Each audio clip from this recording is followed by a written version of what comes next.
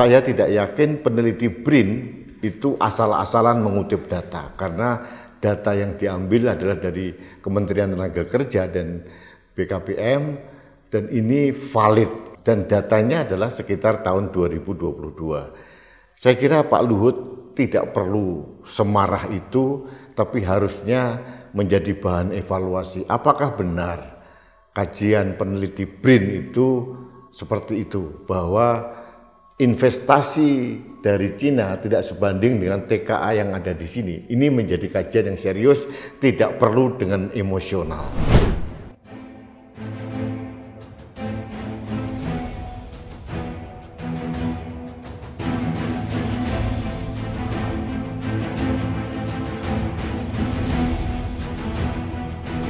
Halo sahabat Indonesia, kita bertemu kembali dalam Opini Rudi. Sahabat Indonesia, hari Minggu tanggal 24 Desember 2023 sekitar jam 6 waktu Indonesia bagian tengah, smelter nikel di Morowali, Sulawesi Tengah meledak.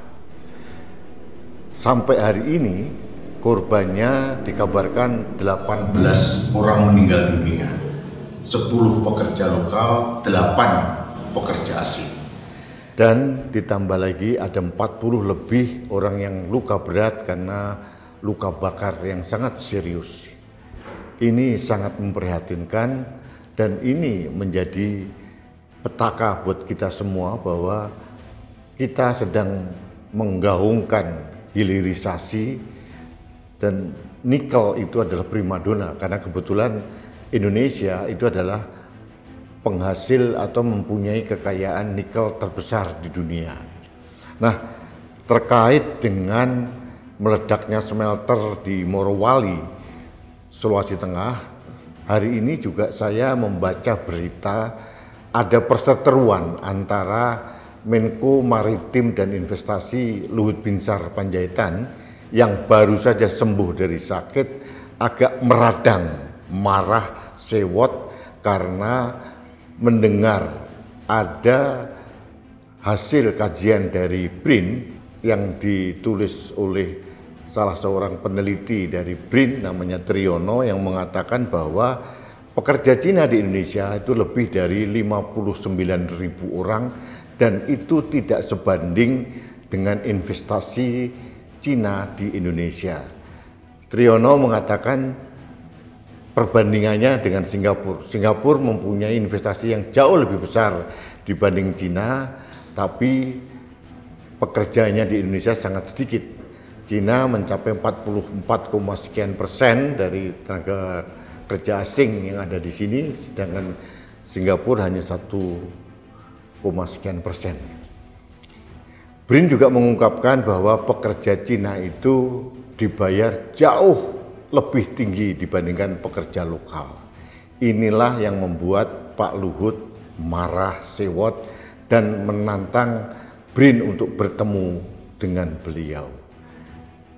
Ya, ini gaya khas Pak Luhut, selalu sewot. Nah, ini kalau menurut saya adalah perbandingan orang yang menggunakan data, yaitu BRIN, dengan orang yang penuh dengan emosional, Pak Luhut Binsar Panjaitan. Saya tidak yakin peneliti BRIN itu asal-asalan mengutip data, karena data yang diambil adalah dari Kementerian Tenaga Kerja dan BKPM, dan ini valid, dan datanya adalah sekitar tahun 2022. Saya kira Pak Luhut tidak perlu semarah itu, tapi harusnya menjadi bahan evaluasi. Apakah benar kajian peneliti BRIN itu seperti itu, bahwa investasi dari Cina tidak sebanding dengan TKA yang ada di sini? Ini menjadi kajian yang serius, tidak perlu dengan emosional. Ini bukan negara otoriter yang dimana pemimpinnya, menterinya, presidennya yang kebakaran jenggot kalau dikritik, padahal ini kritik membangun. Saya mengacu juga pada kritikan Wakil Presiden ke-10 dan ke-12 Bapak Yusuf Kalla yang mengatakan hilirisasi itu penting karena ini merupakan acuan untuk kita menjadi negara maju.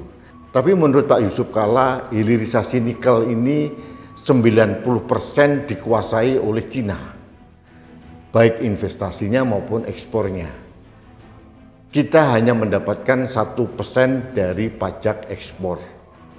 Dan ditambah kita mendapatkan kerusakan lingkungan yang luar biasa.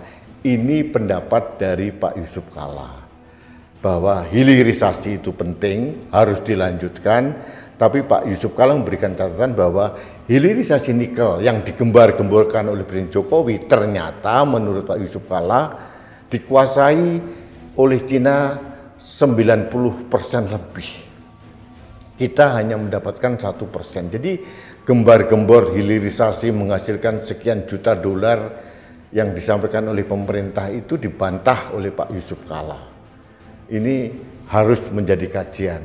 Apakah Pak Luhut juga akan menantang Pak Yusuf Kalla untuk bertemu, untuk adu data dan sebagainya? Saya kira tidak perlu. Karena menurut saya ini adalah analisis pengamatan dari seorang guru bangsa, tokoh bangsa selevel Yusuf Kalla. Harusnya menjadi bahan kajian, termasuk juga kajian dari peneliti BRIN. Tidak perlu juga ditantang untuk bertemu. Kalau peneliti BRIN ditantang oleh Pak Luhut, pastilah akan mengkeret Pak Luhut jenderal kehormatan.